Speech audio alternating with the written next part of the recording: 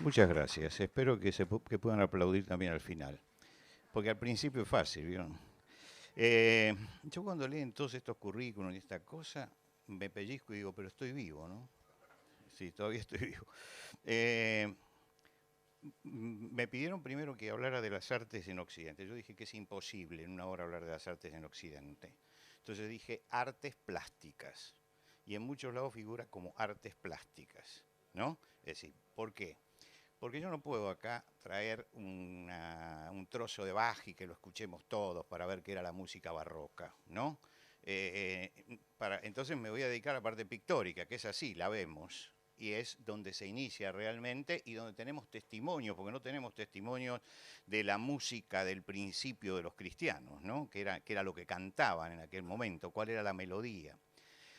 La literatura es un poco más fácil, ¿no? Porque tenemos ya la literatura, tenemos bastante literatura, pero imagínense si tenemos que hablar qué sé yo, de la Divina Comedia y de todas esas obras que están saturadas de comentarios bíblicos, o del Quijote.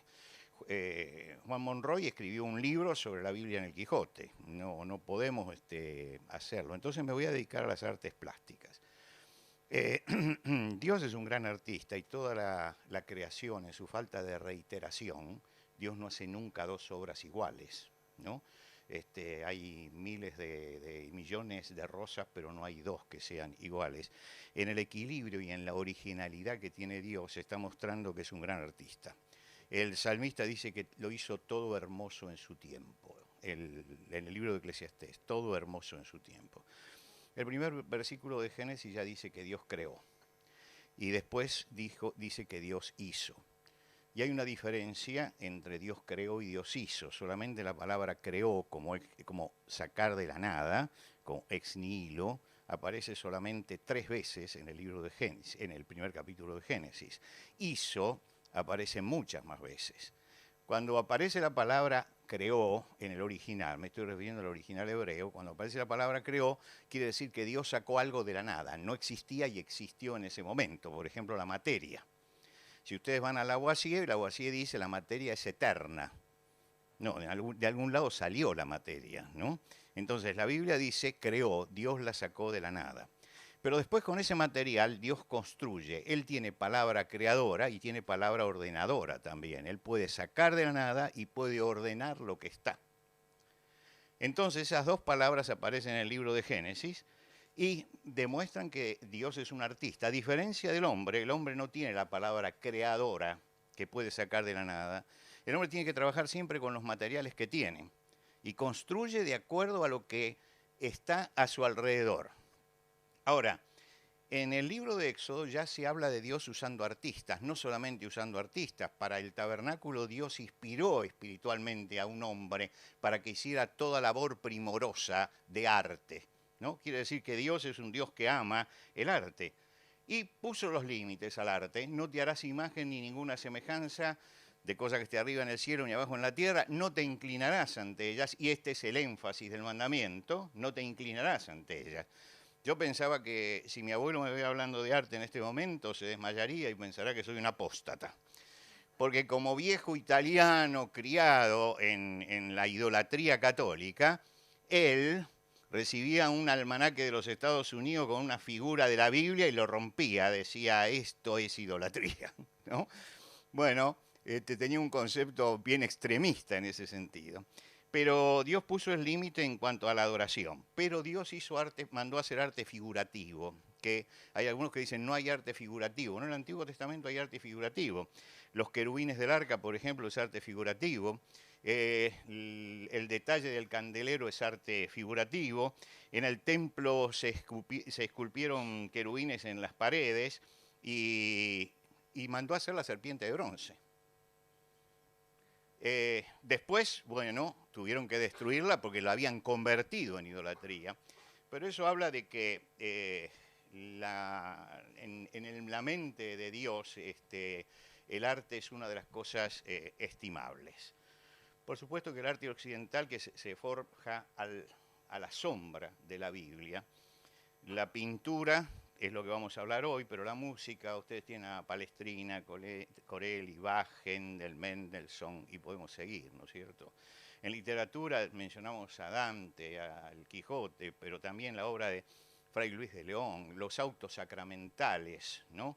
Muchos de ellos anónimos, otros de Calderón de la Barca, todos tomados de la Biblia.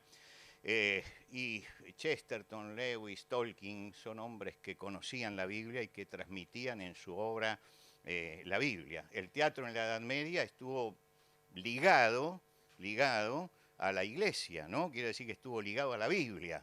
El arte de la Edad Media era un arte que en las grandes festividades iban carromatos grandes que presentaban los artistas, la gente se sentaba alrededor de la iglesia, pasaban los carros, representaban, después la gente no se movía, pero se movía el carro, ¿sí? Y daban la obra para la otra parte, y entonces venían estos, y había un diablo que con una vejiga con piedritas adentro golpeaba a los que se dormían, ¿no? Quiere decir que el arte estaba presente aún, el arte dramático que aparece en la Biblia. El libro de Job es un libro épico. El libro del Cantar de los Cantares es un libro dramático. Hay diferentes personajes que van hablando. Ahora, en la arquitectura lo mismo, el arte gótico. Fíjense un detalle. Francia desde el año 1050 hasta el año 1350, 300 años, movió en piedra para hacer las catedrales góticas más piedra que todo Egipto en todos los periodos, para hacer estas catedrales góticas. Piensen ustedes, por ejemplo, que la Catedral de Notre Dame, ustedes pueden en el crucero edificar un edificio de 10 pisos y no llegan al techo. En la Catedral de Colonia, las agujas tienen 160 metros. ¿Cuánto tiene el obelisco?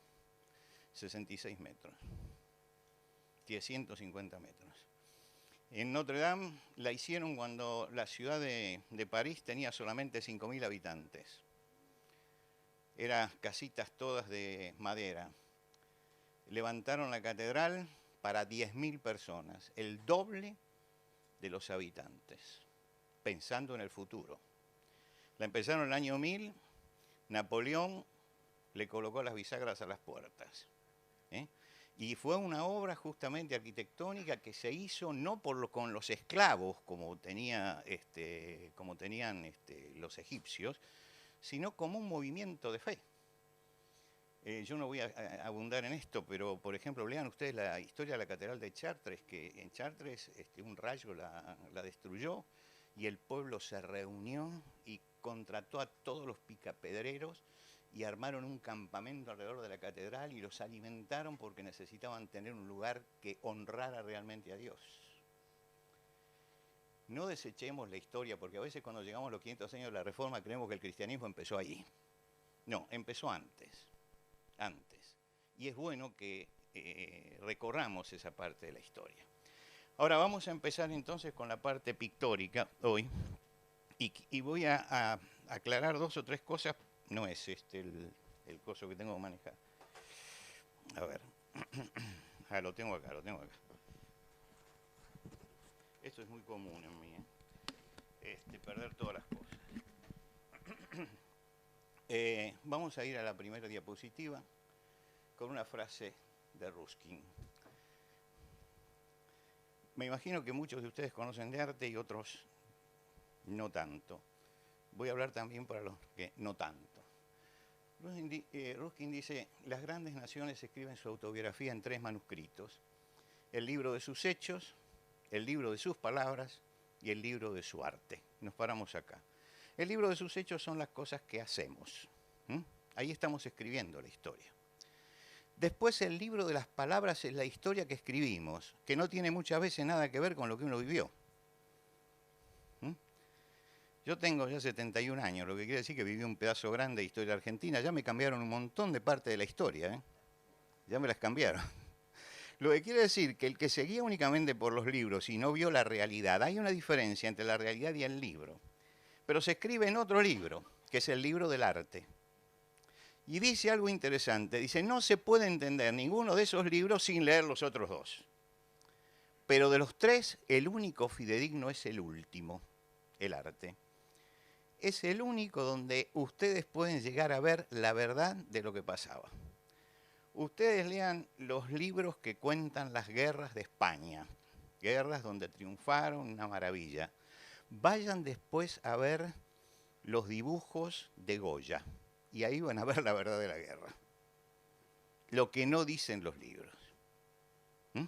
Esa realidad aparece en el arte. Ese es el libro verdadero. La guerra es eso que pintó Goya, no lo que dice el libro, el heroísmo y todo eso. Goya, que era un republicano que deseaba que terminara la monarquía en España para que entraran los franceses, porque los franceses eran libertad, igualdad y fraternidad, entraron los franceses y empezaron a fusilar campesinos. Y ustedes ven el cuadro ese del 2 de mayo, del 1 y el 2 de mayo, los dos cuadros hay que ver que están juntos. Ustedes ven esos dos cuadros en el Museo del Prado y se dan cuenta, esto es la guerra y esto fue la llegada. Y ahí está la sinceridad de un republicano que anhelaba que llegaran los franceses, pero que sin embargo tuvo la valentía de decir, pero fue esto lo que hicieron. El arte reveló eso. El arte va revelando todas esas cosas. Quiere decir que nosotros tenemos en el arte un reflejo de la verdad de lo que pasa en la sociedad. Ahora, vamos a empezar con una obra moderna para entender lo que queremos decir. Ahí está. ¿Qué es lo que se ve? Una pipa. Pero debajo el Magritte escribió, esto no es una pipa. Quiere decir que nos desmiente a todos. Esto no es una pipa. ¿Qué quiso decir Magritte con esto? Me imagino que ninguno de los que está aquí fuma, ¿no es cierto? Pero si hubiera alguien que fuma, yo lo invito a que fume con esta pipa. No podría, porque esto es la representación pictórica de una pipa. No es una pipa. Las obras de arte son eso, son una representación pictórica, artificial, creada por alguien para expresar algo. Entonces es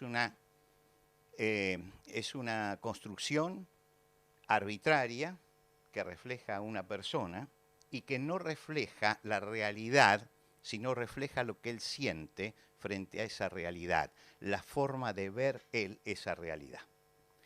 Por eso cuando uno se para frente a un cuadro en un museo, yo a veces me río cuando voy a los grandes museos, este año estuve en 2 o 3, la gente entra, el turista entra al Louvre y empieza, ¿dónde está la Gioconda? La Gioconda, la Gioconda, la Gioconda, y llega, la ve y se desilusiona y se vuelve. Y pasó al lado de obras magníficas y no las vio.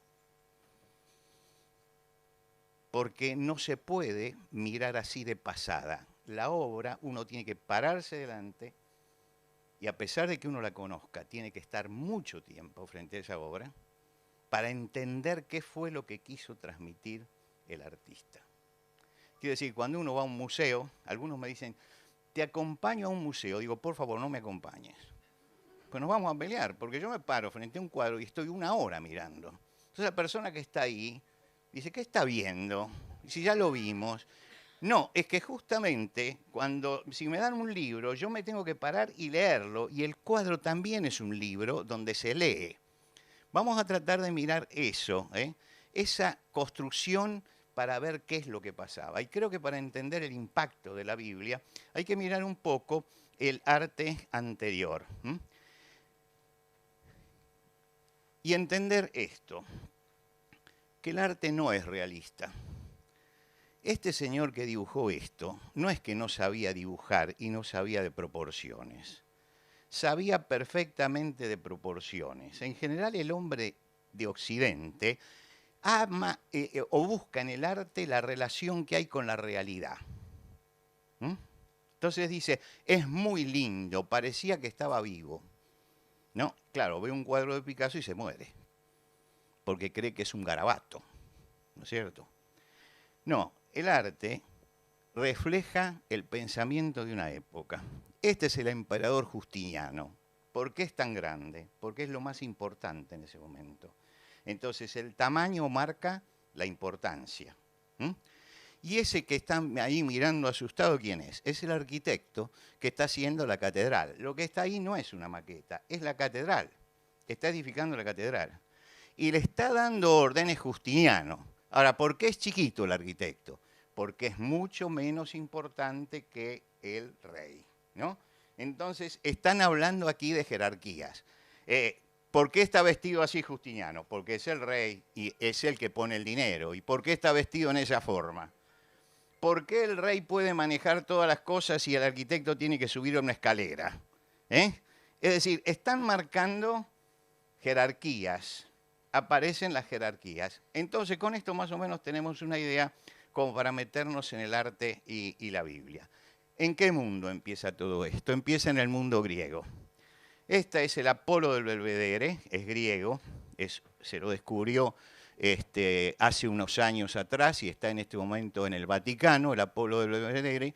El Apolo del Belvedere se puede tomar como una figura, por lo menos así lo tomaron también en el Renacimiento, como una figura típica del arte griego, que hacía un énfasis en la figura humana, en el cuerpo, en la perfección del cuerpo. Todo el arte griego es perfección del cuerpo. El arte romano se parece bastante al arte griego. Los romanos fueron conquistados culturalmente por los griegos. Ellos conquistaron militarmente, pero culturalmente admiraban a los griegos. Usaban el griego como lenguaje culto. En la cruz de Jesús estaba latín, hebreo y griego.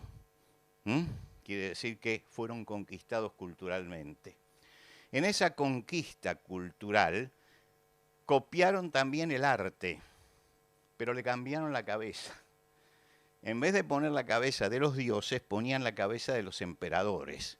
Entonces, esta figura de aquí es un emperador, pero si ustedes le sacan la cabeza, todo esto puede ser un dios griego. Y le pusieron los símbolos del poder. El águila, que es una constante. Todos los imperios usaron el águila como uno de sus signos, ¿no es cierto? Está en los Estados Unidos, estuvo en el pasado, siempre está el águila. También muestra el arte griego en el tiempo, muestra la evolución moral del pueblo. Fíjense ustedes, en el siglo VI a.C., esta es una mujer griega, así las esculpían. Pero en el siglo I ya el velo había caído y ya se veía el cuerpo. Y en el siglo I llegamos a esto. Esta es la Venus Calipigia. ¿Qué es esa Venus? Que en este momento está en un museo en Nápoles. Que hacían un concurso de nalgas, donde iban al templo a exhibir las nalgas para elegir la mejor, un bikini open de aquella época. ¿Se da cuenta? No hay nada nuevo bajo el sol. Quiere decir que este era el mundo de los griegos. Si ustedes miran la perfección de lo que nosotros llamamos la Venus de Milo, no sabemos si es Venus o no es Venus, porque cuando la descubrieron, la encontraron al lado de un Apolo y dijeron, tiene que ser Venus, y pusieron Venus. Pero la Venus de Milo tiene lo que ellos entendían como la perfección física. Y aquello también es la perfección del trasero, me imagino, para ellos, ¿no es cierto? Es lo que ellos hacían, lo que ellos veían. Llega el cristianismo. Este es digamos que esto que nosotros vimos es el arte sobre la superficie. Sobre la superficie. Ahora bajamos a las catacumbas. Y cuando bajamos a las catacumbas, ahí nace el arte cristiano. Es decir, ahí empiezan los cristianos a producir arte. ¿Y cuál es la característica del arte cristiano? El arte cristiano es un arte que se arma, aquí están las catacumbas eran cementerios que había en Roma. Roma están construidas en la tofa es un tipo de piedra que es fácilmente trabajable, entonces hacían galerías y subterráneos, y ahí se enterraban a los muertos, ese lugar era sagrado, por lo tanto no se podía hacer guerra, ni batallas, ni condenar a nadie en ese lugar, y parecería que muchos de los cristianos eligieron ese lugar, porque era el lugar donde tenían mayor comodidad. Allí enterraban sus muertos y entonces tenían una cantidad de tumbas y ahí comenzaron a dibujar, allí comenzaron a pintar, ¿no? Fíjense esto. Acá el que lo crea, no está pensando en el cuerpo, está pensando en otra cosa. Está pensando en la oración, en la actitud espiritual. Lo que quiere decir que acá ya tenemos el cambio que se produjo. Ya no estamos en lo físico como central, sino en lo espiritual como central. ¿Mm? Esto va a ser una de las características del arte primitivo y el paleocristiano, pensar en lo espiritual. Debajo, ¿qué es lo que tenemos? Debajo tenemos la última cena. La última cena, Jesús está en el medio y acá hay un manto que lo diferencia y están los discípulos. Ahora fíjense que Jesús tiene una cercanía humana con los discípulos muy importante. Él estaba junto con ellos. Y todas las imágenes que ustedes tienen de Jesús en las catacumbas lo muestran en esta forma. El arte cristiano primitivo es justamente muestra un Jesús cercano a los hombres, muy, muy cercano a los hombres. Y por supuesto que este arte tenía una finalidad, que era una finalidad didáctica. La mayoría de los que se convertían eran analfabetos, entonces había que fijarles las historias bíblicas. ¿Cómo se las fijamos? Y se las fijaban a través del arte. Fíjense, esta es la mujer que tomó el manto de Jesús. Esta es la samaritana sacando agua del pozo. Este es un ágape cristiano, no es la última cena, sino un ágape cristiano. Así se reunían los primeros cristianos. Estos son los tres jóvenes en el horno de fuego. Este es un tema que se repite porque ellos estaban pasando por la persecución. Entonces estos temas eran temas repetidos continuamente. Sí. En Roma, en la catacumba de San Calixto, de Santa Domitila, hay 2 o 3 de estas catacumbas. De ahí fueron tomadas esas imágenes. Sí, sí, sí, ahí todavía se pueden ver. Si ustedes van al sur, van a Sicilia, hay catacumbas cristianas, con vestigios cristianos, pero asombrosamente, yo me asombré cuando llegué allí, porque están talladas en la piedra. Quiere decir que estas es muy fácil, porque ustedes agarran un pedazo de tofa y con la mano pueden moldearla. Pero allí abajo no, abrieron catacumbas a fuerza de sangre, ¿no? Del hombre. Y ahí también hay arte cristiano. Y dejé para lo último aquí, que es la Virgen María. Y es una matrona romana con un nene, nada más, ¿no? No hay algo que realmente la distinga todavía. Todavía seguimos teniendo eso.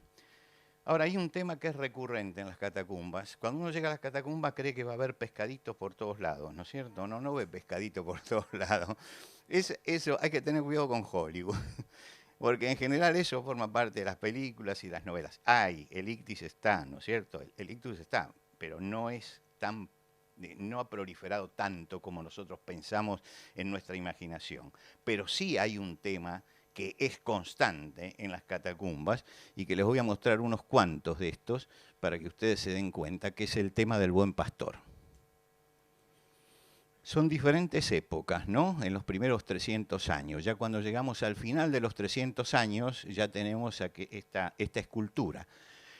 Fíjense que seguimos con el mismo tema de que el cuerpo es secundario en la visión del artista. Pero hay algo que es interesante. Miren la atención cuando usted compara esto. Es la cabeza de la oveja. ¿Ve que está levantada? Siempre, siempre. ¿Por qué está levantada la cabeza? Porque ellos decían, abajo, las abejas que están acá, forman parte de lo que llamaríamos la iglesia militante, todos nosotros. Pero arriba está quien partió, que está con el Señor. Y está vivo todavía. Hay vida allá. Entonces había que subrayar eso, y aunque sea exagerado, es exagerada esta oveja, ¿no? La forma que mantiene la cabeza. No importa, porque esto trata de dar un mensaje espiritual, no un mensaje artístico. Es didáctico, me está enseñando algo. Entonces me está enseñando lo que es la vida de abajo y lo que es la vida de arriba. esto es muy importante porque una de las cosas que dice Gibbon entre las causas por las que cayeron el Imperio Romano, ustedes saben que es uno de los grandes misterios de la historia porque cayó, se sigue discutiendo hasta el día de hoy, una de las causas que yo creo que es fundamental y que a muchos se le pasa por alto, es, dijo, ellos trajeron la esperanza. Los romanos trajeron la esperanza. Dice que los cristianos le llevaron la esperanza a los romanos. Usted dice, ¿cómo no tenían esperanza? Busquen una colección de epitafios de los primeros siglos de los romanos. Fui y ya no soy nada. Un sentido de intrascendencia, porque habían dejado de creer en sus dioses, que era tremendo. Tremenda la destrucción para adentro. Yo tengo una colección de epitafios de los romanos de esa época, que usted los lee, y es el descreimiento total. La muerte como final. La vida como un sinsentido. Y llegan los cristianos desde abajo y empiezan a decir, no, hay vida más allá. Es que la ovejita de arriba está viva. Esta es la fuerza del cristianismo en ese momento, la fuerza de la esperanza. ¿Por qué vencen? Vencen porque ellos traen esperanza y porque los otros han perdido la esperanza. Y yo creo que este es un tema fundamental, porque siempre se buscan razones políticas, sociales, económicas, y no se buscan las razones espirituales que hacen que un imperio caiga. Y las razones espirituales por las cuales la fe puede seguir adelante. Ahora, hay un tema que sin embargo no aparece en las catacumbas, que es el tema del Cristo crucificado. El Cristo crucificado no aparece en las catacumbas. El primer Cristo crucificado de la historia es este que tenemos aquí, que es un grafiti con la cual se burlaban de los cristianos. Para que se vea bien, es un burro crucificado. Y entonces es el tema, el escrito dice, Anaxímenes alaba a su Dios. La burla era esta, ¿no? Está alabando a su Dios. El crucifijo está ausente del arte. El Cristo crucificado, no la cruz. La cruz es otra cosa. El Cristo puesto sobre la cruz está ausente del arte cristiano hasta el siglo IV. ¿Por qué está ausente? Y les voy a mostrar las cruces que hay, ¿no? Fíjense, ahí hay una cruz. Acá hay un Cristo tomando la cruz. Pero es un Cristo victorioso con la cruz, ¿no? Hasta que llegamos al Cristo crucificado. Esto está en el Museo de Londres, es un marfil pequeñito, muy chiquito, donde aparece el primer Cristo crucificado, el primer Cristo crucificado del arte, es este. Acá está Judas ahorcado y acá está Jesús crucificado. Siglo IV, estamos en el siglo V. Y se disputa todo esto con la puerta de la iglesia de Santa Sabina en Roma, que tiene una puerta del siglo V que también tiene al Cristo crucificado. Si tienes un familiar querido que injustamente lo llevaron a la silla eléctrica, difícilmente tengas en tu casa la foto de una silla eléctrica con tu familiar muriendo allí. Entendemos cómo es lo que quiero decir, ¿no? Es decir, no lo ponían porque la cruz era algo ignominioso, pero no era que no creyeran ni que no hablaran de eso, sino que preferían subrayar al Cristo que triunfaba sobre la muerte, sobre el Cristo sufriente que fue fundamental en el barroco y en la contrarreforma. El arte de la contrarreforma sí, subrayó bien el Cristo este. Quiere decir que tenemos acá los dos primeros crucificados. Allí en el siglo V, el arte toma un viraje tremendo, muy fuerte, que se ve sobre todo en las catedrales de la época. ¿Y dónde está el viraje? Está en esto. Esta es la iglesia de Cefalú en Sicilia, pero hay varias iglesias de estas, ¿no es cierto?, que tienen al Pantocrátor. La iglesia de Monreal también tiene esto. Este es el Señor del universo. Es tremendo, ¿eh? Yo he estado en esta iglesia sentado mirándolo y es intimidatorio. por el tamaño que tiene, por la forma en que está mirando y por los ojos que están clavados sobre la gente. Este es el Cristo del imperio. El imperio necesitaba un Cristo, no que estuviera cerca de la gente, sino que estuviera por encima de todo. Y porque ellos se sostenían porque eran gobierno por derecho de Dios. Constantino era eso. Dios lo había levantado y ahí empiezan a cambiar la escatología y empiezan a cambiar también la historia. El cristianismo se hizo oficialista, diríamos hoy, ¿no? Se hizo oficialista. Y la teología oficial decía que Cristo levantó a Constantino y lo sostiene para darnos la libertad que nosotros tenemos en este momento, para establecer el reino, y Constantino es un ungido de Dios. La historia de Eusebio, en ese sentido, es una historia oficial. Y hay que leerla como una historia oficial, ¿no? Quiero decir que ya en el arte me está diciendo que el Cristo que yo vi al principio, cercano, el buen pastor que me pastoreaba, ha cambiado por el Señor del universo, el Cosmocrator, que está allí arriba y está gobernando a todos. Ahora, no es que los otros no creyeran en Cristo como Señor del universo. El arte pone el énfasis sobre lo que está pasando. Y lo que está pasando es que todo el imperio quiere apoyarse justamente en esto. Y esto es lo que va también a permear todo el arte imperial y todo el arte bizantino. Yo tengo que ir rápido porque estamos, no sé cuánto tiempo se fue, pero... Sí, no, pero cuando me avise ya terminó y me... Bueno, entonces vamos a ir del siglo V al siglo XI en el arte imperial, donde vamos a ver que el arte acá cambia y acá tenemos ya las figuras casi coaguladas. Son figuras que no tienen, son símbolos más que figuras.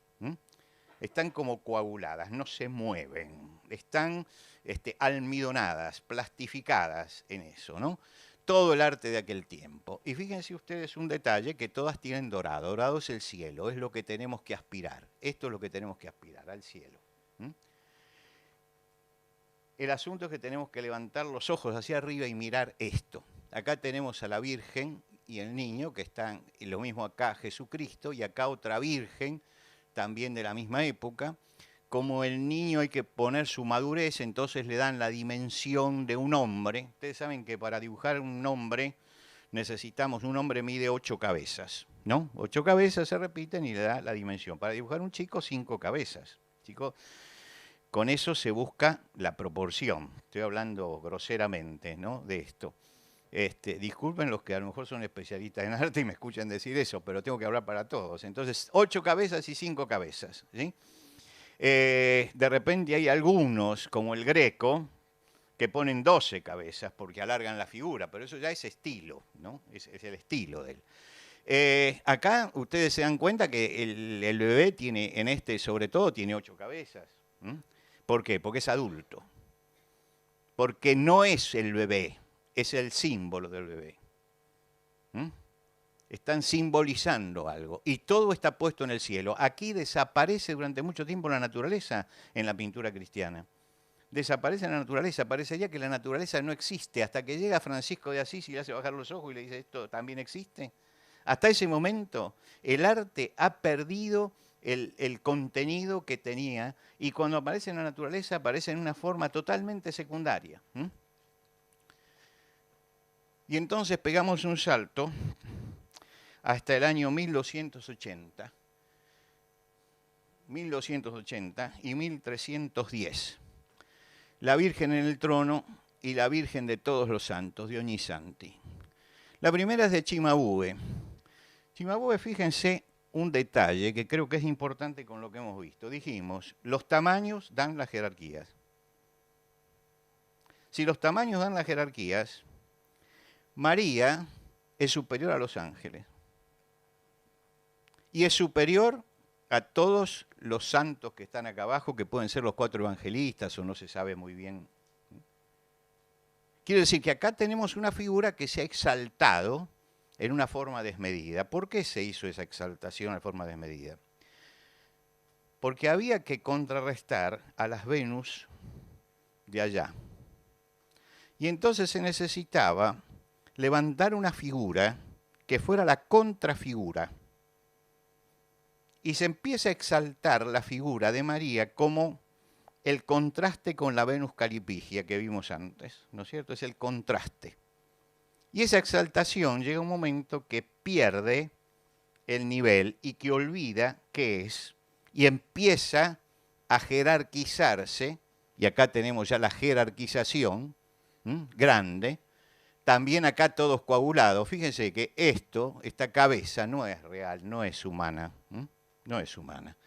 La forma y el gesto en que está presentando al chico no es humano. Sin embargo, acá aparece el Giotto, y el Giotto es el que le da vuelta al arte cristiano. ¿Por qué? Porque el Giotto empieza, esta cara se piensa que la sacó de la realidad, que buscó un modelo para poner esa cara. Él ya se va acercando lentamente, en la Virgen de Ognissanti, se va acercando a un arte mucho más, más cercano a nosotros, más cercano al Renacimiento. El que abre el camino al Renacimiento es el Giotto. Y lo llaman al Giotto para muchas cosas, por ejemplo, la basílica o la iglesia de Asís, donde está la historia de San Francisco de Asís, la pinta toda él.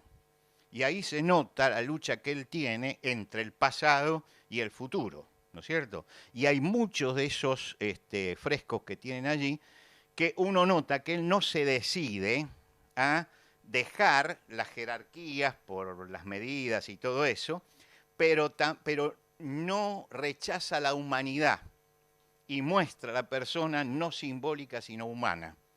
Bueno, esto es para observarlo detenidamente, ¿no?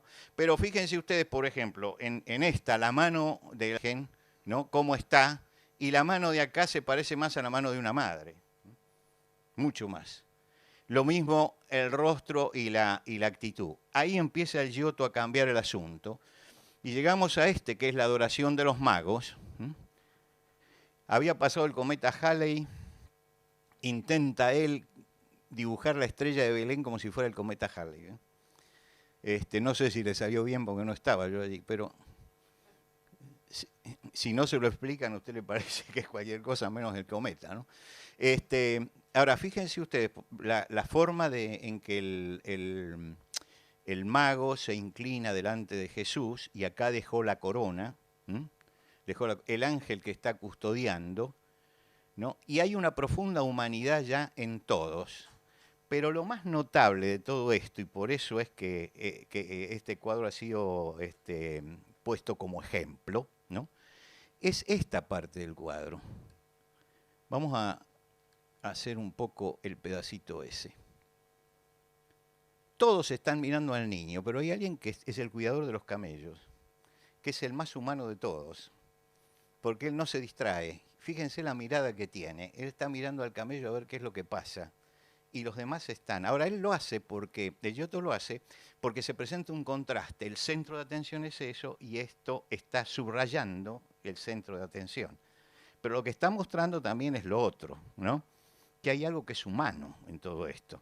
Y que hay alguien que trajo los camellos y que los está mirando y que está preocupándose por los camellos. La cara esta es una de las caras que rompe realmente con el pasado. Esta cara rompe con el pasado. Vamos un paso más adelante porque cuando me dijeron 20 minutos...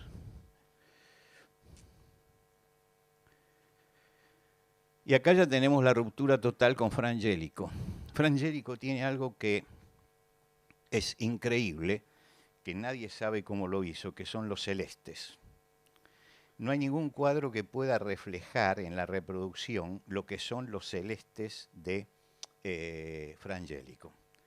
Únicamente su discípulo, Fray Filippo Lippi, que fue discípulo de él y que pintó junto con él, tiene el mismo celeste. Usted sabe que los colores los fabricaban ellos y guardaban el secreto con todo, y son colores que han permanecido hasta el día de hoy. En el anterior ya se notaba que estaba descascarado.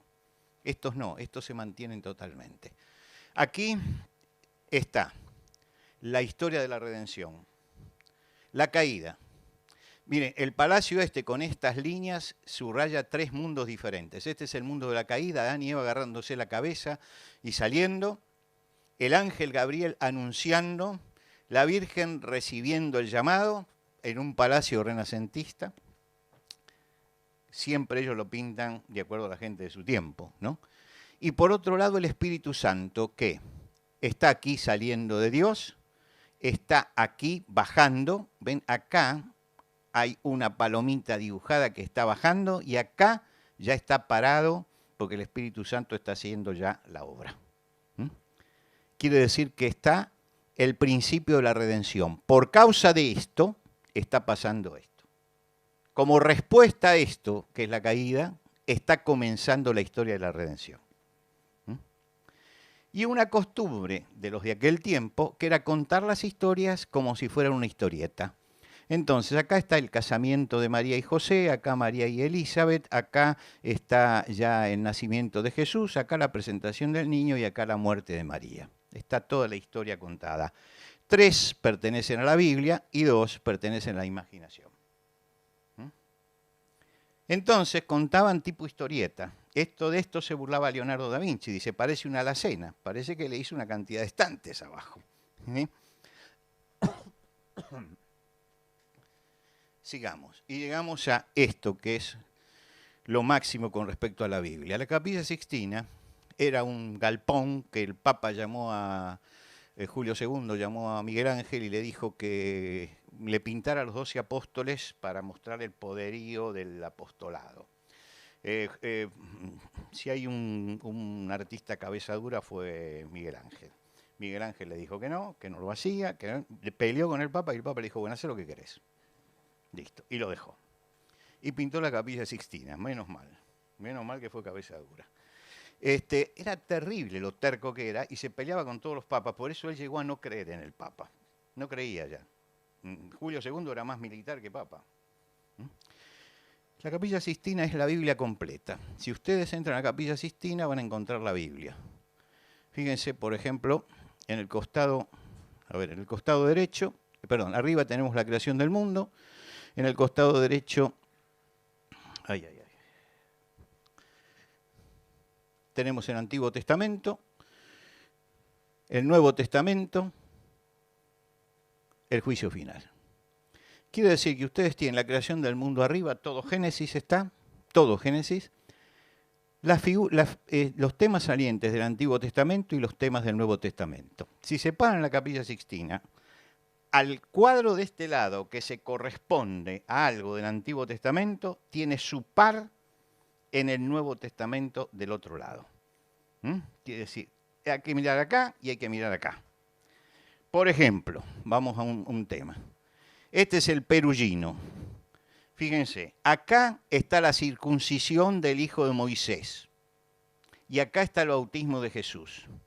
La circuncisión es lo que era el testimonio de que la persona era judía, hebrea, la marca. Acá el bautismo es dentro del cristianismo lo que marca que la persona es cristiana.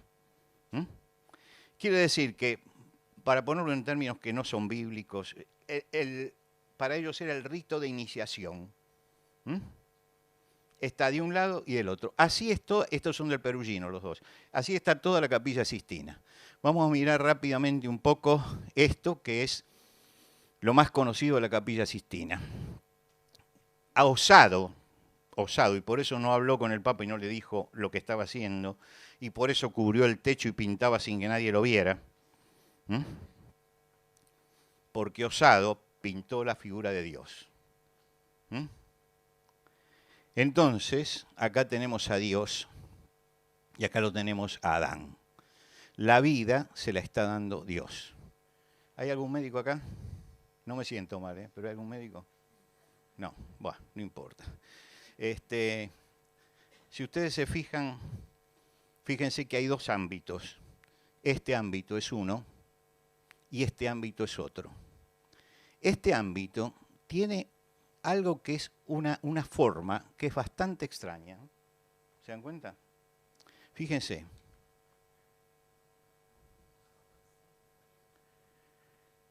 Él había hecho disección y sabía que allí estaba la mente y la inteligencia.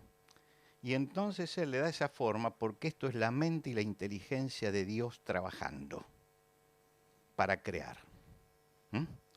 Entonces le da la forma de un cerebro. Ahora, Adán está creado. Eva está todavía en la mente de Dios. Acá está lo increado, lo que Dios va a crear después. Eva lo mira a Adán, le gusta. Y detrás hay algunas figuras terminadas y otras no. Es decir, es lo que Dios va a ir creando. Algunas cosas va a ser primera y otras van a ir detrás. Por eso Miguel Ángel es un genio, ¿no es cierto? Porque dice un montón de cosas y hoy tenemos que ir rápido. Pero si no, a mí me hubiera gustado quedarme hoy todo el tiempo en Miguel Ángel, porque Miguel Ángel es un caso muy especial. Ahora van a ver por qué. Por supuesto que todo lo que nosotros, el centro es esto. Y el centro de todo esto es este espacio que hay acá. Los dedos no se tocan, porque el hombre no es la continuación de Dios. Si se tocaran, entonces estaríamos en el hinduismo. No, es alguien totalmente distinto, yo y tú. Entonces no se tocan los dedos acá. Pero hay algo que es la vida de Dios que llega hasta Adán. Acá parecería dos electrodos que van a la chispa, ¿no es cierto? Van a dar la chispa de la vida. Y él puso una mano débil que necesita y una mano fuerte que otorga. Bueno, este análisis lo pueden hacer en todos los cosos de... Vayan a la Capilla Sistina y vean todo, y van a ver el genio de Miguel Ángel en el techo. Y este es el juicio final. El juicio final son 360 figuras que pintó ya en su vejez bajo la influencia notable de Victoria Colonna. Victoria Colonna era una mujer influenciada por el protestantismo y empezó a hablarle de la justificación por la fe a Miguel Ángel. Y Miguel Ángel empieza a darse cuenta que Dios justifica por la fe, pero no puede decirlo porque está trabajando con el Papa. Entonces va a dejar algunos mensajes en medio de todo esto en su obra. Por ejemplo, que Pedro no está abriendo las puertas. A ver, vamos a ver más cerca. Pedro no está abriendo las puertas del cielo, está entregándole las llaves nuevamente a Jesús. La Virgen María, Jesús tiene un gesto de juicio, ¿no? Es decir, va a juzgar a los hombres. La Virgen María está cuidándose. Bueno, hay una cantidad de cosas así, y se nota los réprobos, y se nota también los réprobos que caen sobre este lado, y los que están subiendo. Es muy dramático el juicio final, y cada una de las figuras tiene un mensaje. Vamos a mirar específicamente una de las figuras, que es la parte donde están los que van al infierno. Caronte está con la nave, con el barco que lo lleva al infierno. A la gente va al infierno. Acá lo tenemos en grande. Él está, nadie quiere ir, entran forzados, pero tienen que ir al infierno. Y Caronte está allí, es un personaje de la mitología, guiando justamente a todos al infierno. Mientras que él pintaba, había un obispo molesto que iba a encordiarlo permanentemente. Y Miguel Ángel estaba harto de este obispo. Entonces, cuando descubrieron el coso, cuando el Papa dijo que había que verlo y descubrió el juicio final, lo había dibujado acá con una víbora alrededor del cuerpo en el infierno.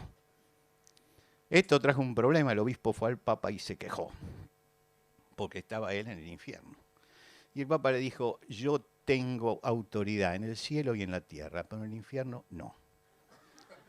Y lo dejó allí. Así que quedó el testimonio del molesto que estaba metido en el coso con Miguel Ángel. Otra de las cosas interesantes para ver es esto. Ahí está San Bartolomé, que según la tradición fue desollado vivo, le sacaron la piel completa. Si lo miramos de cerca, este es el autorretrato de Miguel Ángel. Él hizo su autorretrato en una figura vacía. Miguel Ángel, hay que leer la poesía paralelamente a esto, la poesía de Miguel Ángel. Miguel Ángel dice en un poema, vana es la pintura y la escultura.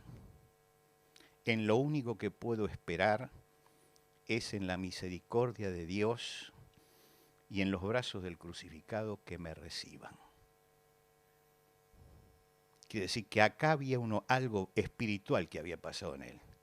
Y él se dibuja ahí absolutamente vacío. Él va a llegar vacío. Todo lo que ha hecho, él siente que es vano para la salvación. Si ustedes miran, esta es una de las últimas piedades de Miguel Ángel. Esta piedad, que no tiene nada que ver con la primera piedad, ¿se acuerdan? La más famosa. Muestra, él la rompió después, porque tenía no sé qué problema el mármol y dijo, no va, la hizo pedazos, la tiró.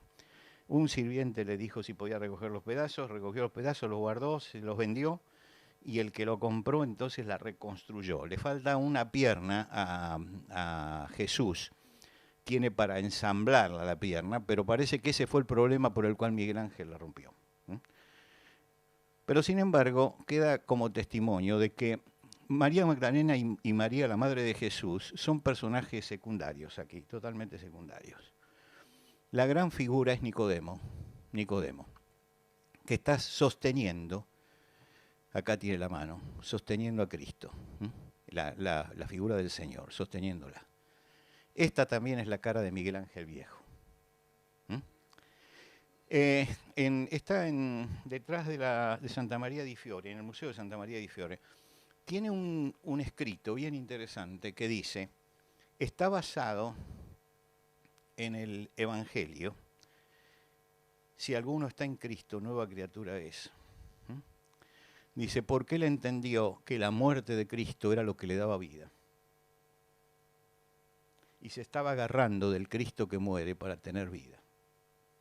Y él se sentía Nicodemo, el hombre que fue en secreto a Jesús, y fue de noche, pero que reclamó el cuerpo de Jesús. Esta es una de las últimas, ya tenía más de 80 años cuando la hizo. Y yo creo que esta estatua ya es la confesión de fe, ¿no?, de Miguel Ángel. Él está diciendo algo en cuanto a su vida y en cuanto a su muerte. Ustedes suman esto, más toda la poesía de Miguel Ángel, y se da cuenta que Victoria Colonna influenció positivamente en él. Y hay que estudiar entonces la espiritualidad de Miguel Ángel y la evolución espiritual que hizo Miguel Ángel. Se lo dejo como tema de estudio. Acá está el Tondo Doni, la familia, la Sagrada Familia de Miguel Ángel. Tema interesante. Acá hay una pared que divide el mundo antiguo con los dioses griegos, Juan el Bautista que está acá asomado y la familia cristiana de este lado. Allá está la corrupción de la familia. Acá está la familia según Dios. Y el límite lo marca Juan el Bautista, que dijo, he aquí el Cordero de Dios que quita el pecado del mundo. Ahí está. Y eso es una pared que separa lo antiguo de lo moderno. Ahora, él pinta a todos los dioses griegos vivos. Fíjense que están vivos, no son estatuas. Es uno de los pocos que en el Renacimiento los pinta vivos. Él dice, todavía tienen vitalidad, todavía pueden actuar. Está viendo que la corrupción era una de las cosas que le preocupaba en la segunda mitad de su vida. La corrupción estaba llegando, entonces alerta en esto, mostrando que hay una presencia que está, sin embargo, en el fondo y que todavía está activa en la sociedad renacentista. No podemos dejar de mirar esto, que es una obra de juventud de Miguel Ángel, totalmente distinta a las otras. ¿Por qué totalmente distinta? Porque acá él toma a David y en vez de tomar al David bíblico, que gana la batalla no por la astucia humana, sino por el poder de Dios, lo pone como el ejemplo de la astucia del hombre que mide con la onda, está atento porque la va a disparar, celebrando el triunfo de Florencia sobre otra ciudad que era mucho más poderosa.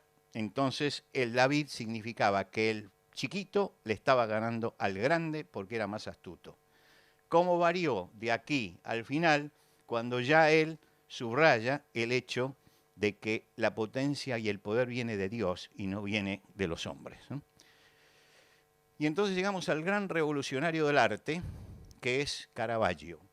Cuando murieron Rafael, Leonardo y Miguel Ángel, todos los artistas de los 100 años siguientes dijeron, con esto se terminó el arte. Lo único que podemos hacer es copiar y modificar, pero nada más. Y aparece lo que se llama el arte manierista, a la manera de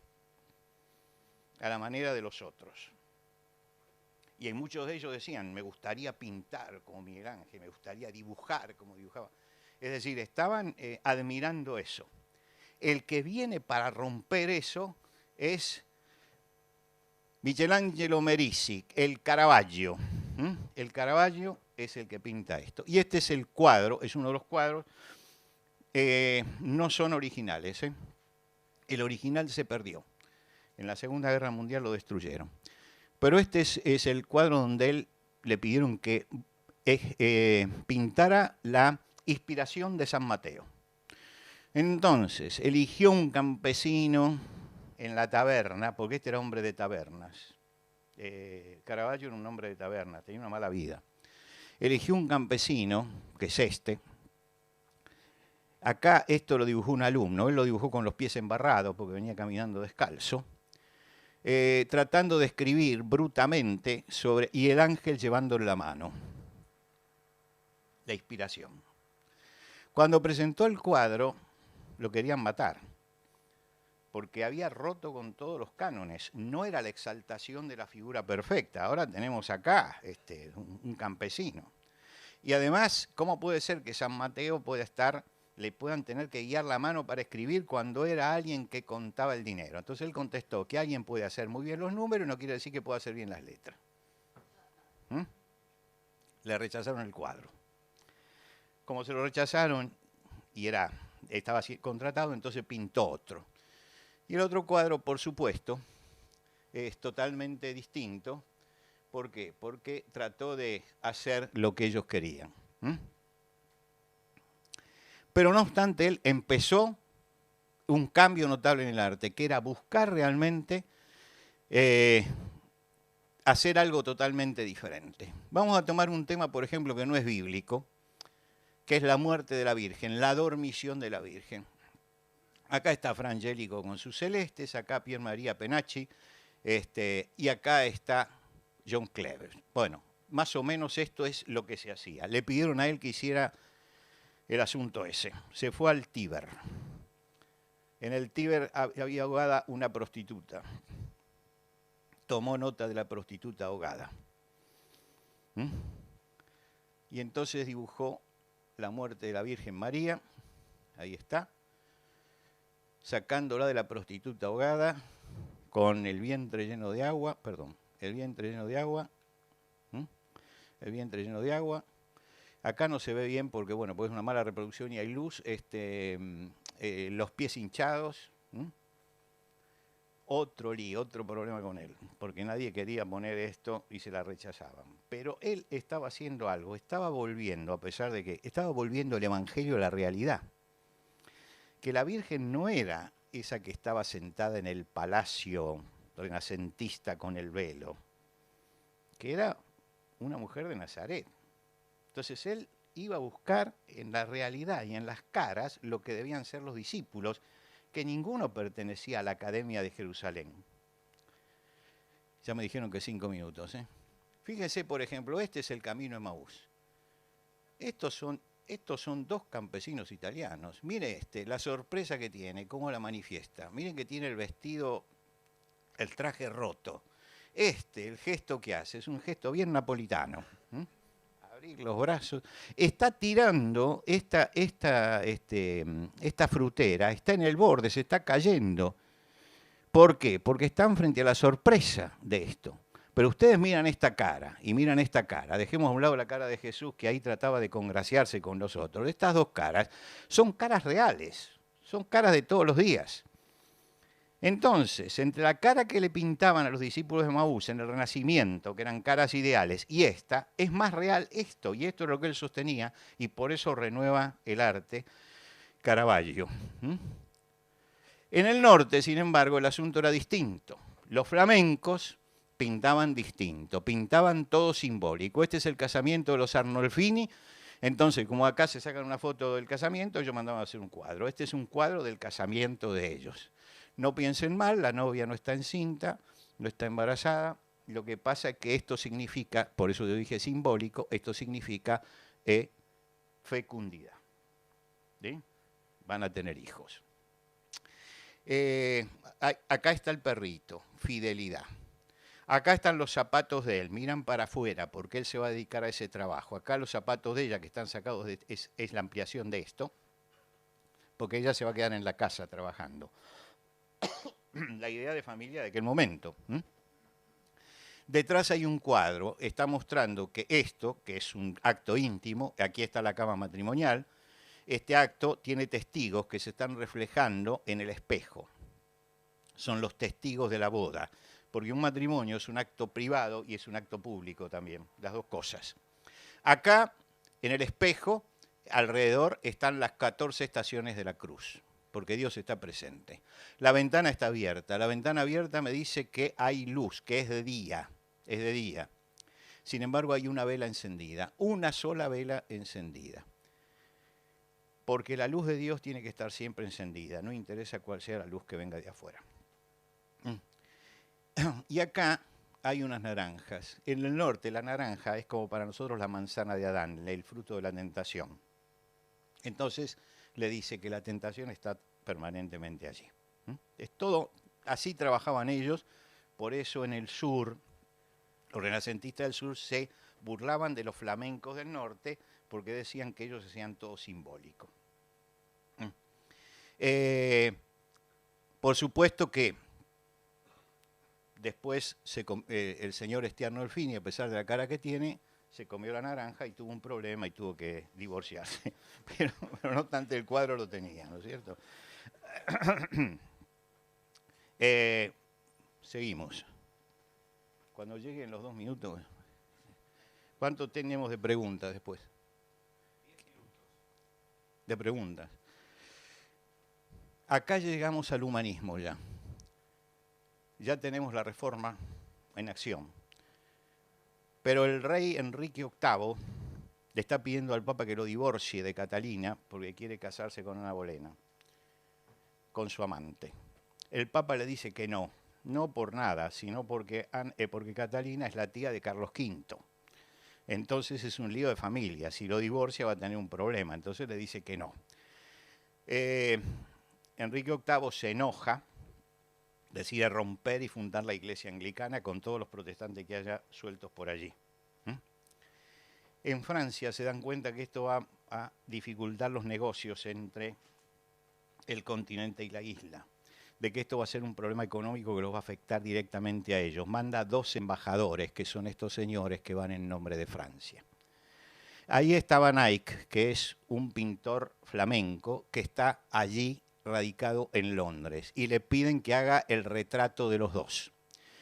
Estos están discutiendo para convencerlo a Enrique VIII que él siga siendo fiel a la fe católica, que es la fe de los papas y que es la fe que, bueno, todo eso lo están convenciendo del problema espiritual que tiene.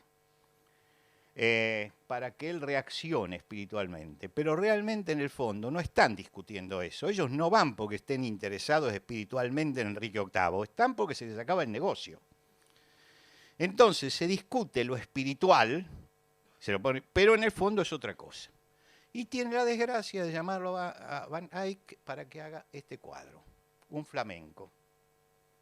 Entonces él pone todos los elementos de la modernidad, ¿no? Todos los elementos. Se puede mirar uno por uno, pero no tenemos tiempo. Un laúd con una cuerda rota. Acá hay una desarmonía. Un himnario con el texto en latín y en alemán por Lutero. Quiere decir que tenemos lo de un lado y lo del otro. Está hablando de los problemas que tienen, ¿no? Los problemas que tienen. Pero hay un detalle en medio de todo esto. Fíjense ustedes el detalle. A ver si lo notaron. Ahí hay algo. ¿Lo ponemos en primer plano? Cristo está detrás de la cortina. Ustedes se dan cuenta cuál es el mensaje que está dando, ¿no? Miren, ustedes están discutiendo acerca de la fe, esto, la discusión es otra. A Cristo lo pusieron detrás de la cortina. ¿Mm? Lo están usando nada más.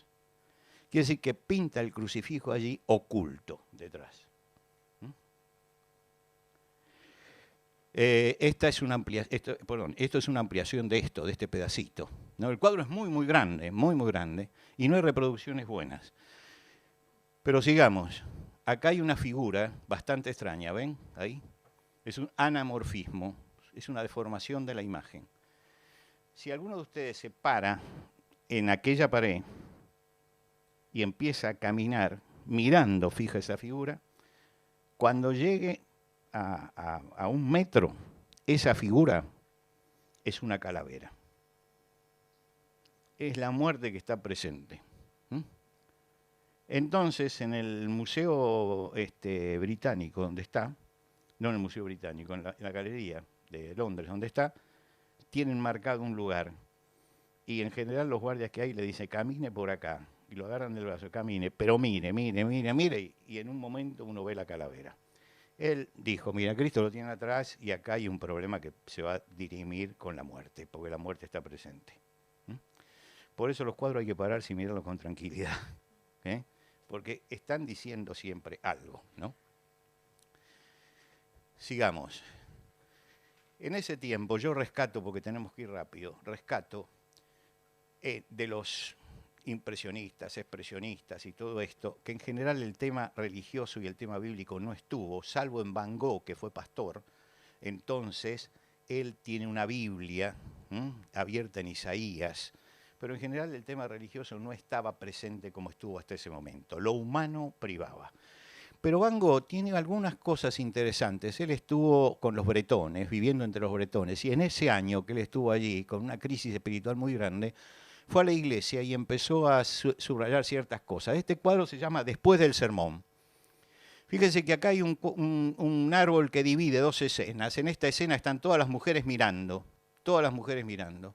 Y acá está Jacob luchando con el ángel. Después del sermón. Es decir, ustedes son cristianos, saquen las conclusiones. El sermón está y dice ciertas cosas. Después tengo que bajar y tengo que luchar para poder meter eso dentro de mi realidad. Ese es el mensaje que está dando. La lucha de Jacob con el ángel es lo que viene después del sermón, cuando yo tengo que luchar para poder encarnar eso que escuché. El siguiente cuadro que vamos a ver, también de Gauguin, es el Cristo amarillo. Él después pintó un autorretrato, miren bien la cara de él, el autorretrato de él con este Cristo amarillo. El Cristo amarillo también tiene, y acá empieza a surgir un asunto que va a ser constante. Todas las mujeres alrededor de la cruz, no hay ningún hombre, fíjense que nunca hay un hombre, pero el hombre está acá atrás trabajando. Seguimos en otro cuadro. El descendimiento de la cruz, y nuevamente el mismo tema, todas mujeres y los hombres acá trabajando. La fe empieza a ser una cosa de mujeres. Mujeres, nada más que mujeres. Los hombres están en otra cosa, totalmente distinta. Y acá Jesús en Getsemaní, y se pinta la cara de él. Ustedes la vieron recién en el autorretrato, la cara de él. Es decir, él siente que él está sufriendo lo mismo que Jesús sufrió en Getsemaní, en ese tiempo que está entre los bretones. Por supuesto que acá el arte se aleja totalmente de la Biblia. Llegamos al cuadro liminar del siglo XX, que es las señoritas de Aviñón de Picasso, donde estaba la Virgen María y todo lo demás. Ahora están las señoritas de Aviñón, que no son señoritas, y Aviñón es un puente. Aviñón es una calle y estas son prostitutas de la calle esa. ¿De dónde saca? Esto lo pinta en el año 1907. ¿De dónde saca sus retratos, esos retratos? De máscaras primitivas de los africanos. Cuando terminó este cuadro, todos decían que se tenía que colgar, que este cuadro no servía. Los amigos de él le dijeron, mira, colgar, es grande el cuadro, está en el Museo de Arte de Nueva York. Le dijo, agarrá el travesaño de arriba, colgá una cuerda, poné una cuerda y ahorcate. Este cuadro fue considerado el cuadro más importante del siglo XX. Él señaló varias cosas. En primer lugar, que volvíamos al primitivismo. En segundo lugar, que la decadencia está en el centro. Y que la figura humana, cubismo, se quebraba. La figura humana se quebraba, el hombre se quebraba. Perdía la armonía que le habían predicado en los siglos anteriores. Él está viendo un poco 7 años antes la Primera Guerra. Cuando llegó la Primera Guerra todos fueron a buscar el cuadro porque tiene importancia esto. Está diciendo que algo el artista vio de todo eso. Y este es el cuadro que yo creo que es más importante, sí, del siglo XX. Picasso tiene, ustedes saben, es el Guernica. Guernica fue una ciudad bombardeada en ese momento. Y él trató de reflejar lo que pasó en esa ciudad. El toro embistió al caballo. El toro está con el gesto del animal que embiste, se da vuelta para ver qué pasó y el caballo está gimiendo acá. Acá está la piedad. La mamá con el hijo muerto. Pero él la pinta en desesperación. Miren ustedes, por ejemplo, ahí la tenemos, en desesperación. Ustedes pueden comparar esta piedad con la de Miguel Ángel. La paz que tiene la piedad de Miguel Ángel y la desesperación que tiene eso. Esto lo explicó él, ¿eh? Lo que estoy diciendo lo explicó él.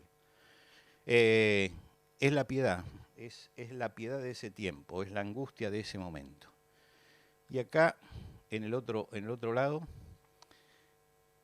usted sabe que en la Iglesia Católica se subrayan las 3 Marías, ¿no? Las 3 Marías están allí, también gritando frente a la violencia. Y yo creo que lo más interesante está en este lugar, que es que donde los del medioevo colocaba el ojo de Dios mirando, acá está la tecnología mirando. Hay una bombita, pero la bombita le dio la forma de un ojo. Nos está mirando eso.